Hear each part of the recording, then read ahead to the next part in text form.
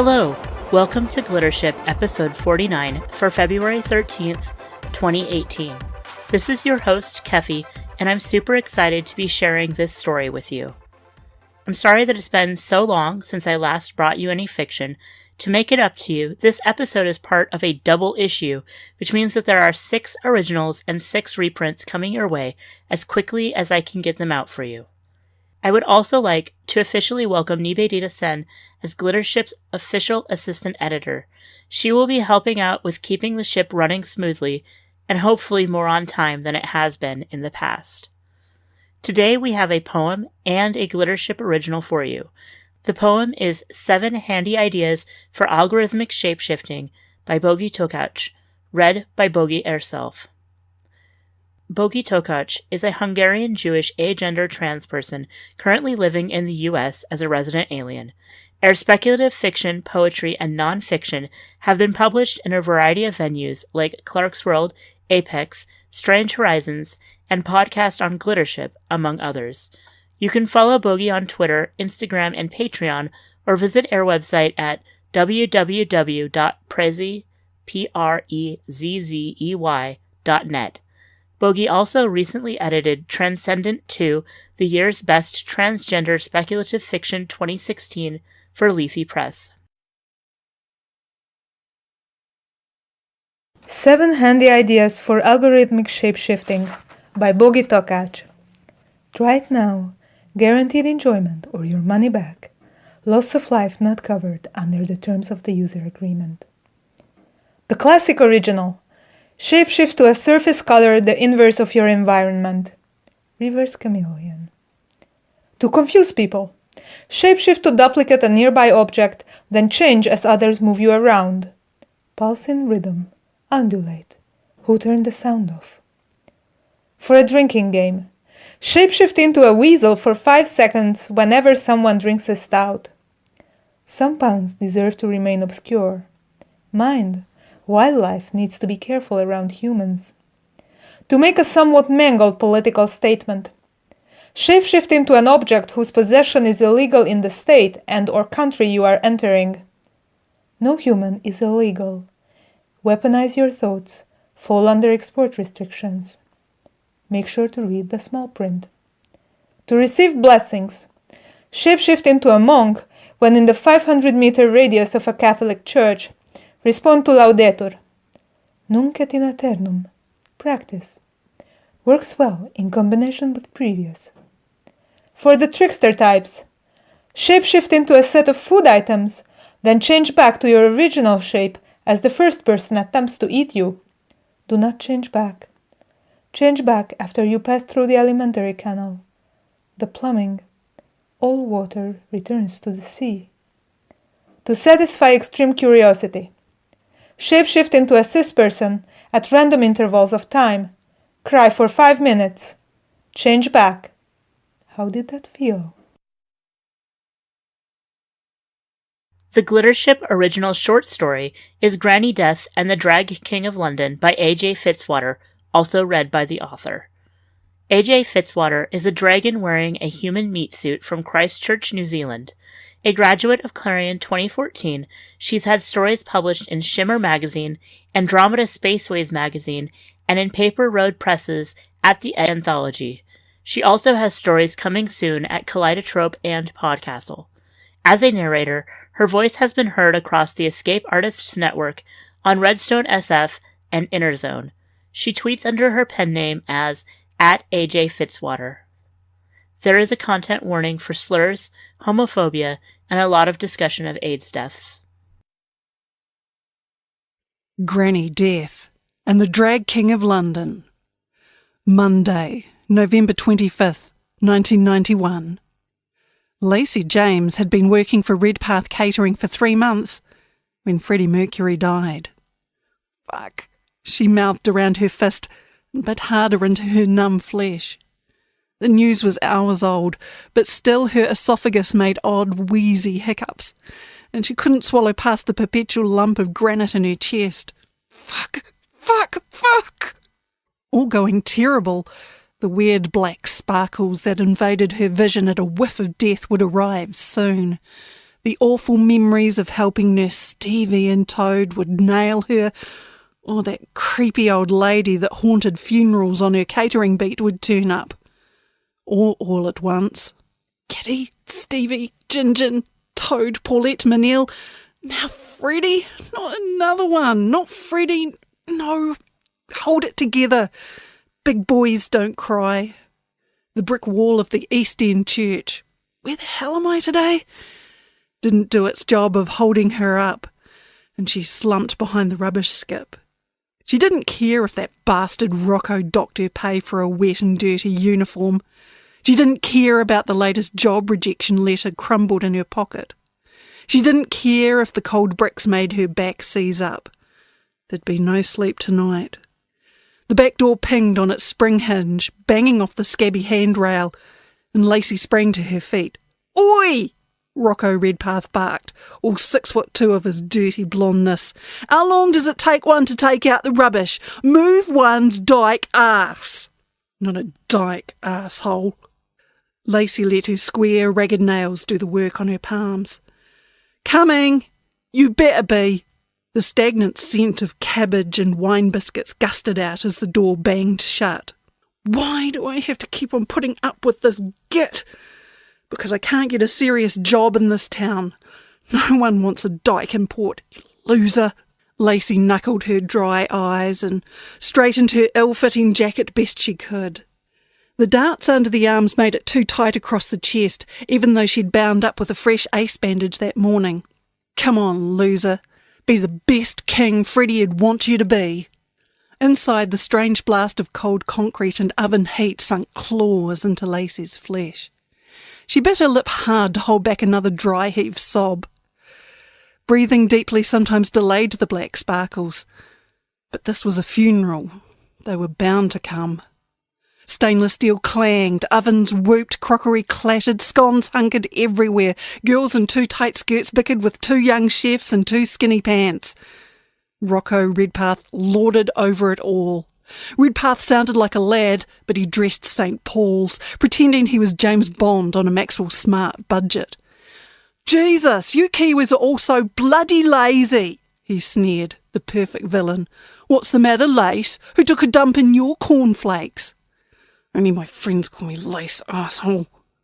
"Got the news, a friend died," she mumbled as she swung towards the door with a tray of finger sandwiches. Was that a flinch from Rocco? "Oh, poor little Wazel, boo-hoo, you're going to cry, little girl." He clicked his fingers in front of her face, blocking her path, sunshine breaking across his craggy, broken-nosed face. Wait, I think I heard on the news, that rock star fag you like, that who you mean?" That feeling. A tickle on the back of her neck. It was how she imagined if the black sparkles were made flesh. All jokes about gaydars aside, she was 100% dead on at picking them. She knew some closeted gay guys had massive internalised issues, but Rocco? One of the girls whipping cream flinched, her pink mouth popping open in shock. "But Freddie only announced 2 days ago." Rocco snapped his fingers in her direction and pointed, finger quivering slightly. "Quiet, Lace. That homo with the mo? That who you cut up about?" "Shut up, I need this job, shut up. Good girls don't get into fights." Forget it. One less virulent motherfucker clogging up the NHS. Rocco flipped a hand. Lacey flinched away. Rocco's eyes were red like he was on another bender. "Do your job. Go say hello to your favourite funeral-loving geriatric." "What?" "If they, granny, yay," Rocco stage whispered as he whisked aside dramatically and held the door open. Fuck. Now this. Granny death. Parishioners were doddering into the hall while bored kids played in the dusty blue velvet curtains. Ancient radiant heaters fizzed and popped, and Lacey dodged along the walls from cold to heat. She needed a new pair of brogues as desperately as she needed a haircut, but neither was in her next payday. The black sparkles arrived. The languor of death clung tight to the church walls, its nails scraping along the gravel lodged in her chest like a blackboard. Freddie's dead. That fucking virus. Who's next? You're next. Dead. Lacey swung with the sandwich tray through waves of evil-smelling olds. Sure enough, there she was in all her silver-coiffed, green, pink, cream, yellow, floral glory. The scent of lavender smacked Lacey in the face clear across the hall. Fucking Granny Death. An emotional vampire. An ever-moving shark in necrophiliac waters. She was worse than the front page of the Sun. "Excuse me, dear, could you tell me where the powder room is, please?" "Fucking hell!" She was right there.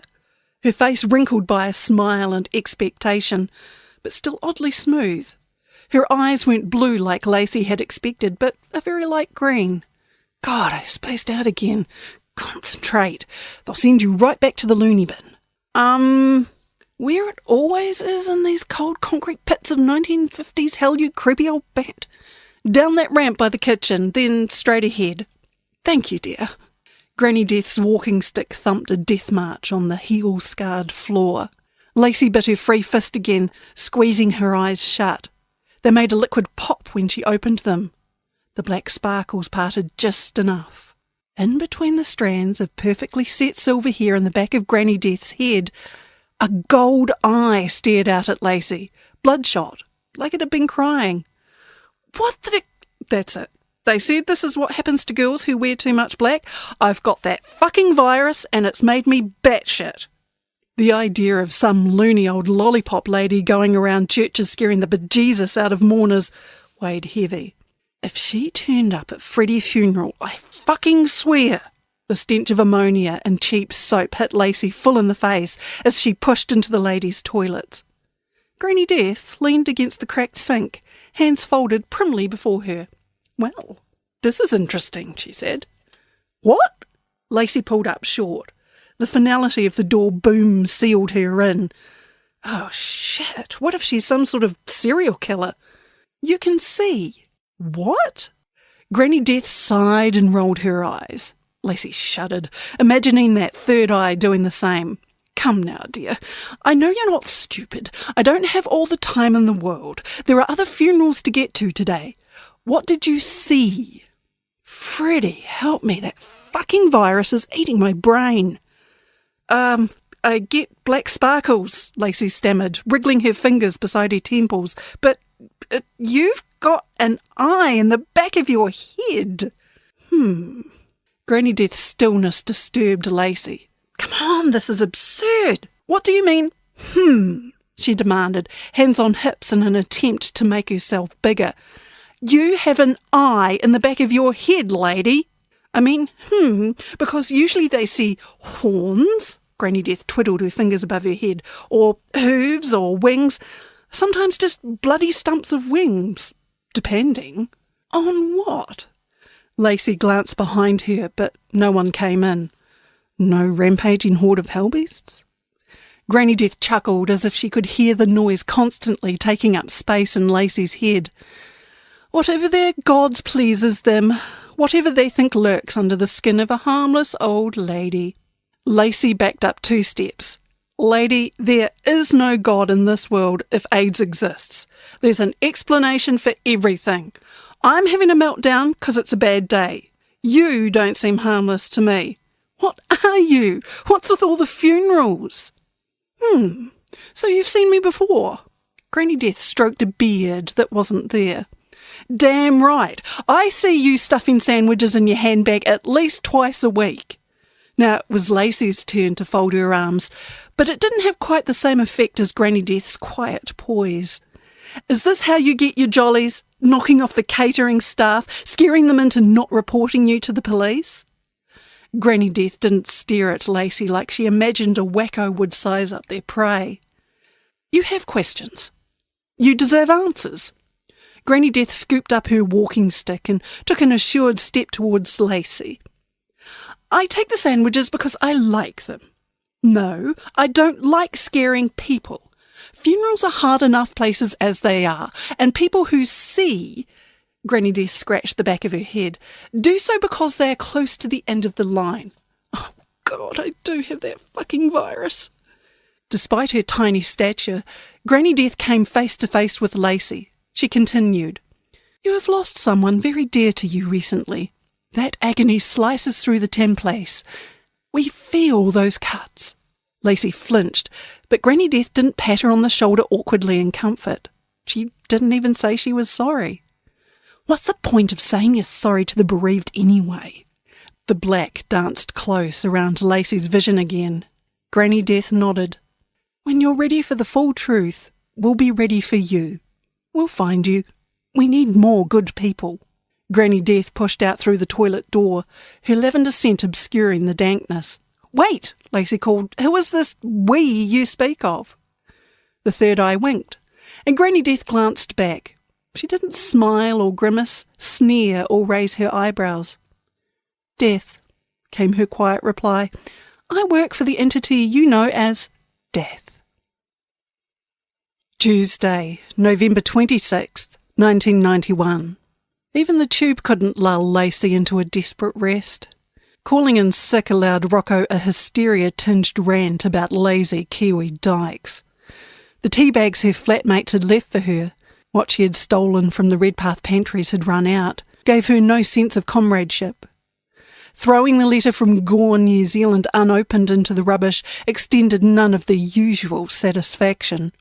Wrapping herself around a hot water bottle in her dank Hackney flat didn't bring any comfort. The impossible backwards lean, open lips and microphone as extension of self of her Queen live at Wembley poster was a constant reminder. I'll never see darling Freddie live, see him alive now. I'm 2 years too late. Did you know way back when, dear Freddie? Did you have that fucking alien in your brain and you were just ignoring it? Don't look, don't look death in the eye. The crowd on the tube did their best to ignore the girl in the cheap suit, though her pride and joy was the only thing holding her together. The granite lump in her chest grew too large, the mountain of its pressure almost choking her.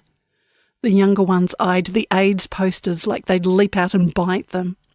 Kitty, Stevie, Gingin, Toad, Paulette, Manil, all gone, all invaded, all stats. Maybe I picked it up off the shit piss blood vomit. Maybe it's been dormant in my mattress all this time. She'd had no experience in nursing, but she did her best when the families of her friends shut their doors, ignoring their wasting away until it was time to play the magnanimous heroes and return their soul to where it didn't want to be. A strange thought grabbed her. Had Granny been there? Had she witnessed? A too skinny guy in a too big trench coat coughed, and Lacey swore everyone on the tube car flinched. Never going to eat, going to die emaciated and covered in lesions, never going to fuck again. Would Granny Death come and laugh at my funeral? She'd be the only one I'd want there. Where would that come from? Logan Place would now be packed, but a crowd meant touching. A crowd meant all the new sorts of pain, a public display of grief she couldn't face yet. Old Compton Street felt the safest place to be. The girls there knew when to touch and when to not. It would be a shitter of a wake, but at least you could bum free alcohol off Blue. Someone behind her barked a laugh just like Rocco's, and she had to turn to check it wasn't him. He'd been his usual self on the phone, but his nastiness had sounded forced. Judging tone of voice, pitch, weight of the words had been a skill she'd honed over her years to avoid the knife tips slipping under her ribs. Questions. Granny said she had the answers. What a load of horse shit. No one has answers to anything. Not a yes for a good job, not to this virus. Stop whining, said her mother, thousands of miles and years ago away.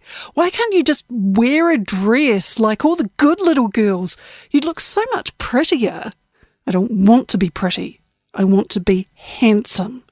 The walk from King's Cross looked the same. The tourists, the red buses, the yuppies in their Seville rose suits, the casuals in their too clean Adidas trackies, yelling slurs at the too tired girls in their big wigs and small skirts. Some caring Soho record store blared out Bohemian Rhapsody. Streetlights flickered up, too bright for the street, too dim for the faces. How can you all carry on like nothing has changed?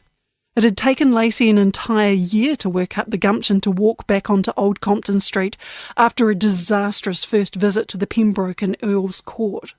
Even 3 years on, she often had to stop and take a moment to check if she was allowed on the street.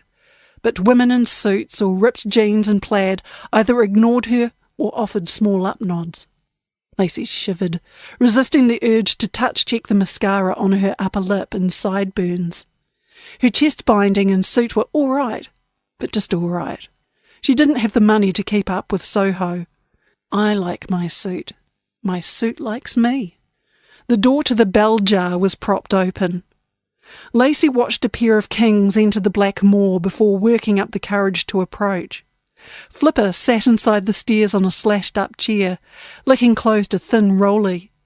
The muscled bouncer stood up when she saw Lacey, but didn't offer a hand. The girls round here knew how things went. "Fucking sucks, man," Flipper grunted, her blue eyes more steel than sea. "Tell me about it," Lacey sighed. "You're taking it well." Flipper undid the 2 buttons of her Sonny Crockett jacket, then did them back up. Lacey shrugged. "You want in? Blue says no cover charge tonight and tomorrow." "Good of her. Might ask for a shift." "Yeah. The girls have been crying into their Midori since the news broke. It's like a fucking morgue in there." Flipper offered Lacey a drag of her cigarette, but Lacey shook her head. More down-in-the-mouth kings, queens, femmes and butchers passed by, just for once all moving in the same direction, marching to or from death. Flipper blew out a long trail of smoke. "Funeral is tomorrow. Private thing." "Yeah, saw that on the news." Lacey couldn't look at Flipper in the eye. The big girl had tears forming. No, please, fuck, what do I do?" Lacey barreled down the stairs. The sticky sweet stench of years of liquor trod into the carpet. Sweaty eyeshadow, weed and clove cigarettes rose up to greet her. Bronski beat throbbed gently from the speakers. Girls lounged over every upright surface, too many glasses scattered across table and bar top. None of them were anywhere near old enough to be granny. Have you ever seen an old drag queen? An old dyke? Where do they go? 2 shot glasses banged on the bar. "How the fuck is Maggie Thatcher still alive and Freddie Mercury isn't?" growled Blue, sloshing tequila. Lacey accepted the offering without complaint, despite her bad relationship with tequila. "How is anyone alive while Freddie isn't? We only just get the country back from the old witch now. This," Lacey tried on a joke for size. "God fuck the Iron Lady," Blue growled. They tugged the bottoms of their waistcoats, saluted with their glasses, and slammed. "Next one you'll have to pay for, darlin'," Blue said after they coughed it down. "Don't worry. I expect tonight will be easy selling the top shelf." Lacey took a long, hard look around the bar. It was already too full. When girls got all up in their liquor, tears and fists tended to fly. "Great, we're short-handed. I'll give you 6% because I'm feeling generous." Blue slid a glass of water towards Lacey. 10. Lacey grimaced at the DJ, who had just put on Adam Ant. It was too early for Adam Ant. No one got up to dance. Lacey gave the DJ the fingers. 7.5. Final offer. "Tally carries over if I don't use it all tonight." The DJ gave Lacey the fingers back and lit a cigarette. Blue sighed. "Fine. Tell that dick to play better music." "Oh God, shut up," slurred some girl at the bar with bright red lipstick. "I happen to like Adamant." "Lacey, drop it," Blue said in a low voice. "Go sell something to table 5. They got dosh." The lipstick girl's top lip curled up, and she whispered something to her friend. A flash of silver caught Lacey's eye as someone slid onto an empty bar stool. "What's the best whiskey you would recommend?" Lacey's tongue went numb. "You!" "Hello, dear." "Hey, Blue, you see this old bag here?" Lacey pointed at Granny Death smoothing out her gloves on the sticky bar top. Blue gave a don't care shrug and turned away to serve lipstick again. "Sure, I see her around here all the time. Her money as good as any other girl's." "All the time? Oh God, not Blue. No. Lacey sat, blocking Granny's view of the rest of the bar. "This funeral bloody well isn't for you," she growled. "Perhaps not," Granny replied. Her eyeshadow was a green 20 years out of date. "But I go wherever I'm needed, and tonight I'm needed here." Lacey leaned in to get a better look at the back of Granny's head. Sure enough, the red-rimmed gold eye blinked at her. She gestured at Blue to pour out a couple fingers of whiskey. Granny smoothed out a note, Blue pinged it into the register without comment and made the first mark on Lacey's tally. Lacey drank without salute. Come to get your jollies off the pack of miserable kings and queens, huh? I get my jollies off a good cup of tea and watching Star Trek, Granny replied, sipping delicately at her drink. I get no joy from seeing people in pain. I'd take it all away from all you lovely dears if I could. I like your clothes. I like your faces, Granny sighed. It's not fair. He was a very nice chap. It's not fair. Lacey grimaced and helped herself to another measure. She didn't care she was drinking too fast. Then what's with, she circled her hand, doing Death's dirty work tonight? Freddie's funeral is tomorrow. Granny dabbed her lips with a paper serviette. Mr. Balsara does not get just one funeral, my dear. There are many funerals, big and small, happening all over the world. The unmarked ones are just as important. There's no quality control on this particular passing. Mr. Balsara's essence has well and truly passed through a rift to the next dimension. A stable rift in the templace is simply a random, if rare, occurrence.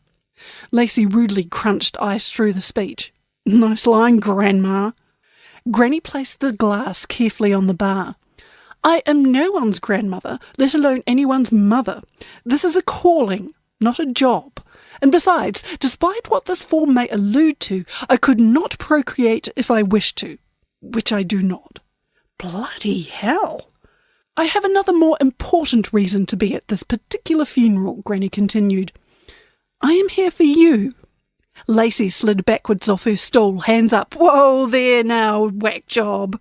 I am dead, I just don't know it. Granny sighed. I am here with a proposition. You got to be shitting me. Our age gap has to be illegal. Lacey backed up further until she bumped into Lipstick, who cussed her out for spilling her drink. Of a position within our administration. Death wants you to apprentice to me. You can see me. You talk about the black sparkles. That's a prelude to being trained to see the riffs. I said you owe me another fucking drink, you ugly cunt. Hate that word, hate it. Go on, call me it again. And I said, hold your fucking horses, Lacey growled. But when she turned back, Granny Death was gone. Only the prim outline of pink lipstick on her glass suggested she had even been there. Lipstick shoved Lacey in the shoulder. You fucking ugly dyke cunt. Replace my drink now or I fucking swear. Or what? Lacey whirled, fingernails cutting her palms. Don't be a good girl. Everyone's desperate, desperately sad, desperately drunk, desperately afraid. Lipstick scowled. She looked just as scared as Rocco had been the day before. Have some common decency. Lacey lowered her voice. There's a funeral going on here. Lipstick's friend tugged on her arm. Come on, not tonight. Lipstick shook her off. Oh, yeah? Which of these ugly trannies did us a favour and fucked off? Lacey's fists ached. Heat rushed from her groin to the top of her skull. Good girls don't get angry. Anger is so ugly. Lipstick friend whispered at her. Oh, right. Wah, wah. One less gay white man to colonise our spaces. Lipstick spat. That's it. You're cut off, Blue growled. Don't. I've got this. He's not gay. He's bisexual, like me. And Parsi. He's from Zanzibar. What? Lipstick got so close Lacey could taste the sour sweetness on her breath. Bisexual? You hiding a dick in there too? By now, the friend was backing away, hands up, wanting no part in Lipstick's charade. Lacey knew the taste of a bully's fear. Wrong one, arsehole. Bisexual. You a packy-loving tranny, is that it? Lipstick sneered. You better stop, Lacey said. There was something satisfying in the simple threat. Oh, what? Bisexual? Bullshit. You're either with us or you're against us. No wonder he died. So fucking promiscuous. Good riddance to bad rubbish. The bar disappeared. The granite in Lacey's chest didn't so much as shatter as simply melt away. What she had imagined as metres-thick solid rock was nothing more than a millimetre-thin shell that gave way beneath the lightest touch. Kitty, Stevie, Gin, Toad, Paulette, Manil, Freddie. The names became a chant, faces whirling about, grating along her knuckles, clipping the rims of her ears, the smell of antiseptics and fresh-washed sheets clogging up her nostrils. Infect, rinse, repeat. The granite infected her fists like she was attempting to build a wall one punch at a time. Lace, Blue's voice. Hey, Lace! Hands on her arms across her chest. God damn it, Lace! Flipper's voice, angry, cold, annoyed, satisfied. Lacey struggled to shake off the infecting hands, but they held tight. Lipstick stood near the stairs, a wall of girls in suits blocking her in. Blue stared the girl down, her words lost beneath the screech of stone on stone in Lacey's head. Lipstick had a hand over her bloodied nose. The virus has passed through the sharing of infected bodily fluids. Someone sauntered out of the bathrooms. Hey, Blue! The condom and damn dispensers are empty, they shouted, oblivious to the tense scene. Flipper's hands relaxed, and she smoothed Lacey's hair with a sigh. Don't touch me! What? Grumbled Blue. I've refilled them once tonight already. A figure at the top of the stairs, weak twilight framing curly hair into a halo. When they turned away, a golden point of light shrunk with each step, like a train moving back up a tunnel. Doom, moving in reverse. That's right, little virus. You better run. Wednesday, November 27th, 1991. Lacey fingered the scratch down the side of her nose. 'Tis nothing. How much of me is left under her fingernails, though? The crowd milled about Logan Place in respectful patterns. Most were sitting, waiting for something. Anything. Lacey ran her fingers along the flapping letters tacked up on the fence, catching a word here or there. I should write something. Let him know, but I can't. What are words? Inadequate. How could I compare? Hello, dear. Granny Death blocked her way, wrinkled face scrunched up at the outpouring of love and grief. Lacey hung her head. I'm sorry you had to see that display last night. It wasn't like me at all. You're not sorry, and of course it was you. That was you in that moment, the you needed to be. Granny Death didn't scold. Blue had done that enough. I'm banned from the bell jar for a month, Lacey said. That other chick banned for life. She's not going to press charges because that was her third strike. Caught her flipping coke in the bathroom. Blue assures me she threw the first bitch slap, but, well, I don't remember. It was pretty tame by all accounts, but I did land a good one on her nose. And you're very proud of that.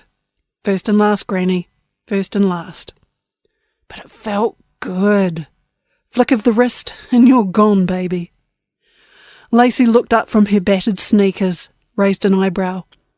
You said you have a job for me? Some interview that was then. So you believe I am who I say I am? Granny Death pressed a floral note in amongst the forest of words. Lacey didn't recognise the language.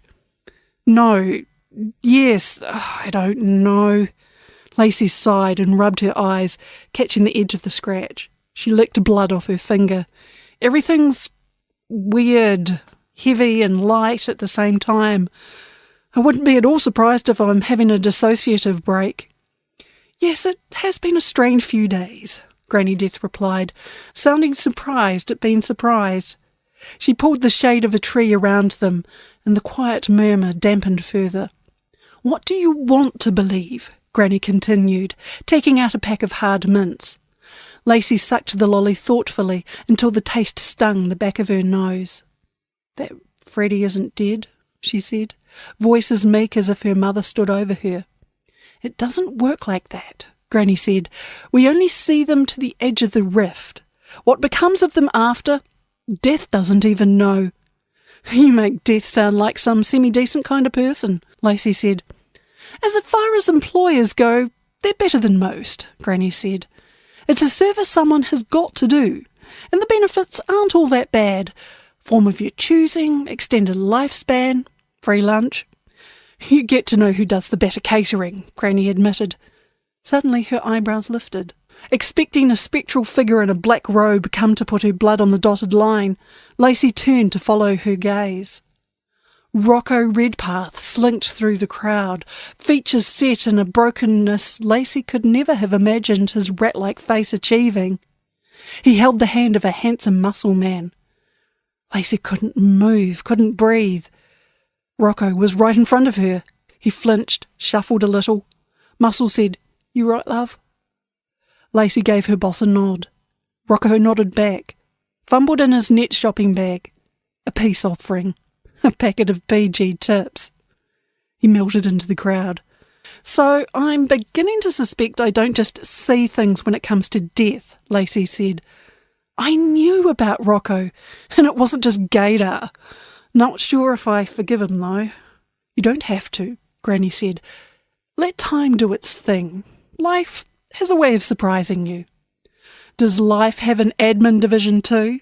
Lacey shoved the packet of tea into her backpack and scrubbed at her face with her palms. Her scratch caught again. "Pain is good. I can feel it this time." "I presume so, but we don't do Sunday barbecues in Hyde Park," Granny replied, deadly serious. "Never the twain and all that?" "Something like that," Granny said. A ripple passed through the crowd. People were returning to the house after the service. Some paparazzi called out, jostling for space. "Fucking paps." "So, is a benefit one of those eyes in the back of your head?" Lacey asked in an undertone. Her fingers tingled, and she felt like her body was rushing through a tunnel, rushing through all the spaces in the world at once, but the meat of her brain stood stock still, sloshing up against the thin eggshell that held her inside, asking for release. "Let me out, let me be." "Dear," Granny patted the air above Lacey's hand, "we have eyes in all sorts of places." Together they waited out the rest of the vigil in silence, because silence felt good. Monday, April 20th, 1992. Lacey paused in her duties of handing out red ribbons, condoms and dams to watch and wonder as Extreme stormed the Wembley Stadium stage with a hot shit rendition of Keep Yourself Alive. 72,000 people surged, thundered, cried and laughed. It was turning out to be a hell of a funeral. Granny Death popped up beside Lacey, one of her hideous floral scarves tied around her forehead like an ageing hippie. It went well with the terrible green polyester flares, sleeveless pastel pink twin set, and pearls. "How the hell did you get tickets?" Lacey laughed shouted over the roar of the crowd. "This concert sold out in 3 hours." "I have a little sway here and there," Granny clapped out of time with the music. "What, Death is a Queen fan?" "Something like that." Lacey squinted up into the glary Easter Monday sky. The weather held, actually pleasant for London temperatures, but the haze made it difficult to spot rifts. Granny followed her gaze. "Relax, this is a day off." "You saying relax?" Lacey made a whip-crack noise. "Someone else is covering our territory for the day," Granny replied, jiggling her ample hips. "That's new." More passers-by dug their hands into Lacey's box of goodies. She'd have to go back for a refill soon. Just like Blue had to keep refilling the dispensers in the bogs at the bell jar. Just like supplies had to be topped up at the house. "No rubber, no loving" had become the slogan whenever someone brought a date home to the Hackney flat. Even Blue had gone to get herself tested. Clear. Thank the templates, she's all clear. Lacey carried her own letter detailing her HIV negative position like a good luck charm in the hidden inner suit jacket pocket. Granny followed her at a trot as she took a swing round the upper terraces, getting winks and up nods from the odd king or butch. "That's nice, dear," Granny said, sipping a beer. "What is?" "Seeing you smile." "Ugh, Granny!" Lacey rolled her eyes. "Don't be so sloppy." "Freddie, my darling, I miss you so hard. Gone away, gone away." The chunk of granite in her chest orbited once. Glittering dust sanded off, softening an edge. Rubbing the hopeful bump on the back of her head, Lacey stared hard into the white, hazy sky, forcing her eyes, all of them, to stay dry.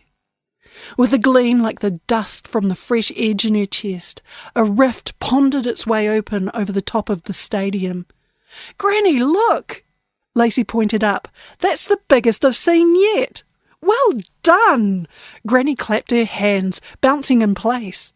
Lacey was sure the old bat would ache like buggery the next day, and she'd be fetching cups of tea and hot water bottles. Goodness me, that's a pretty one! And it was pretty. Layers of blue shot silver with sparkling black on top, the edges curled up like a smile. Lacey nudged Granny. "He's watching us, I swear." "Oh, now you're just being fanciful." Granny danced off into the crowd, her voice wafted back along with a teaser of lavender perfume. "You know the rifts are only a one-way trip." The rift stayed open for the entirety of the concert, the longest Lacey had seen. Every time she looked up at the iridescent void, the nothing that held everything, her voice inside quelled to a quiet murmur. "Tomorrow. I'll take my letter down to the fence at Logan Place tomorrow." 7 Handy Ideas for Algorithmic Shapeshifting is copyright Bogi Tokach 2018. Granny Death and the Drag King of London is copyright AJ Fitzwater 2018. This recording is a Creative Commons Attribution Non-Commercial No Derivatives license, which means you can share it with anyone you'd like, but please don't change or sell it. Our theme is Aurora Borealis by Bird Creek, available through the Google Audio Library. You can support Glittership by checking out our Patreon at patreon.com/Kefi, subscribing to our feed, or by leaving reviews on iTunes. Thanks for listening, and we'll be back soon with a reprint of Smooth Stones and Empty Bones by Bennett North.